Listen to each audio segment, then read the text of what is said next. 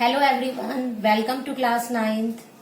Today we are taking the geography chapter 3, drainage.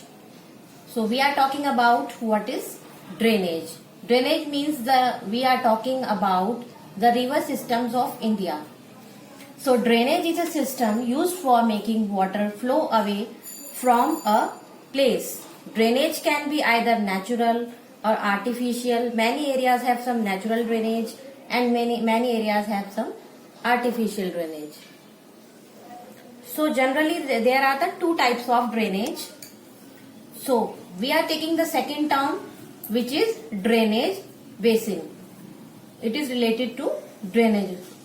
So small streams flowing and ultimately drains into a water body, these are called drainage basins.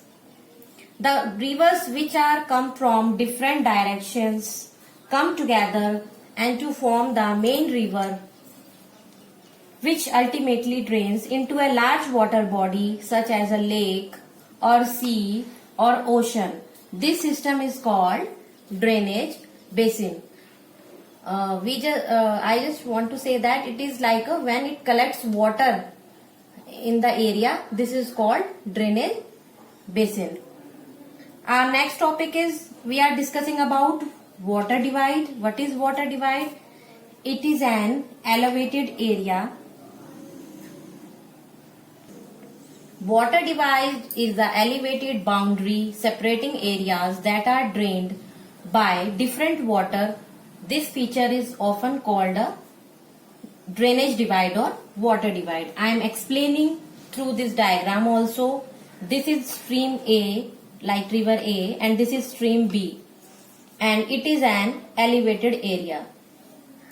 So streams are flowing in the different direction because of this area. So this divide is called water divide.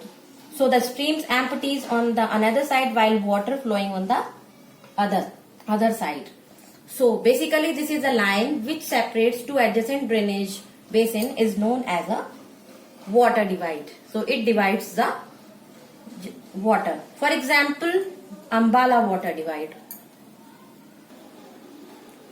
Now we are discussing 4 patterns of drainage system. So first pattern is dendritic pattern. Dendritic pattern is the most common form and looks like the branching pattern of the tree. Like as you all can see the branches of tree. So this pattern is like the branches of the tree. So it develops in region underlain by homogeneous material. So the main identification of this pattern is that it looks like the branches of the tree, like the directions of the flowing river, like roots of the tree. So this is called dendritic pattern. Second one is trellis pattern. It is a rectangular pattern formed where two sets of structural controls occurs at right angles. In a trellis pattern, the river forms a net-like system and the tributaries flow roughly parallel to each other. For example, like old folded mountains. Folded means curved mountains. Mountains of the Singhbum, Chota Nagpur plateau have trellis pattern. So the main identification of this pattern is that it looks like a net.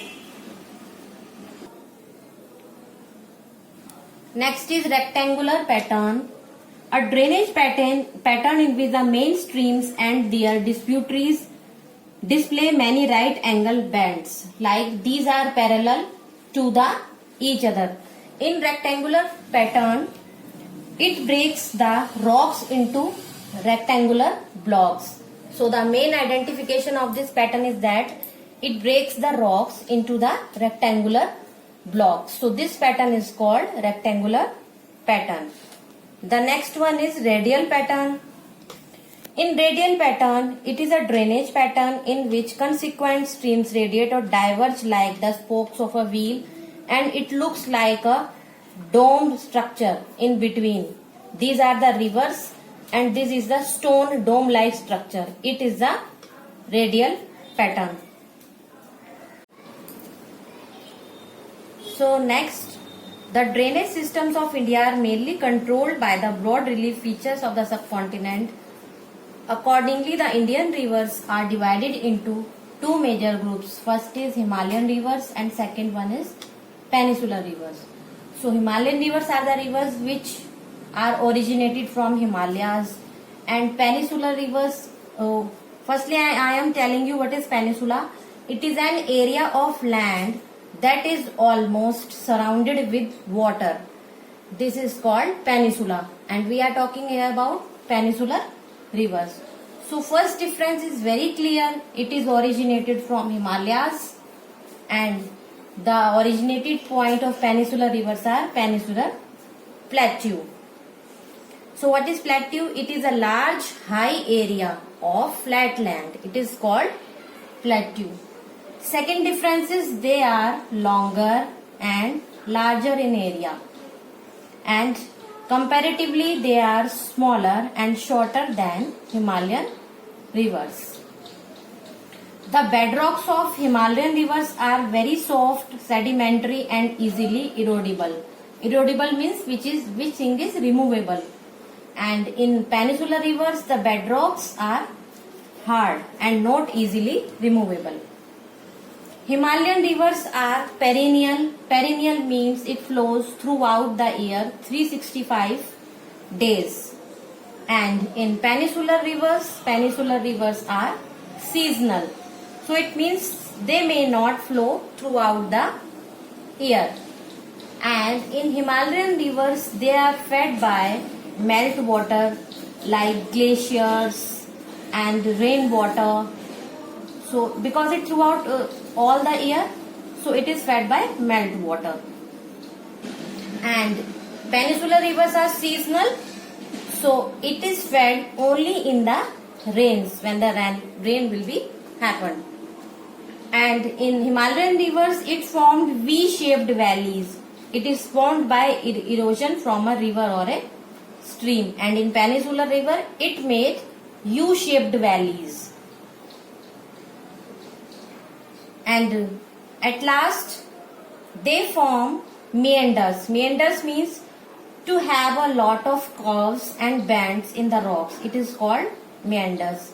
And in peninsular rivers they do not form meanders. So they are antecedent rivers and they are consequent rivers. So I hope you understand all the topics carefully. Please watch this video very carefully to understand the topics. So for the next topics we will meet in the next class. Till then, goodbye.